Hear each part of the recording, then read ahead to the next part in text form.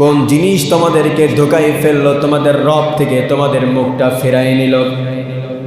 আল্লাহ রাব্বুল আলামিন এই আয়াতের মধ্যে আফসোস করে বলছেন, এত সুন্দর স্ট্রাকচার দিয়া এত সুন্দর করে নিজে হাতে তোমাদেরকে বানালাম, আমি যদি কুন ফায়াকুন বলতাম তাহলে সব কিছু হয়ে যেত, তোমরাও হয়ে যেতে, কিন্তু আমি আল্লাহ তাআলা সেটা করি নাই। করছে নাকি? করে নাই।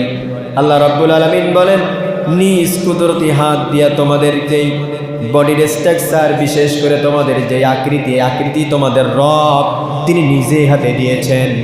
সুতরাং এই আকৃতি দিয়া, এই চেহারা দিয়া শুধুমাত্র কেবলমাত্র তোমাদের রবের দিকে তোমরা ঝুঁকবা, অন্য কোনো দিকে নয়, অন্য কোনো পথে নয়, অন্য কোনো মতে নাই।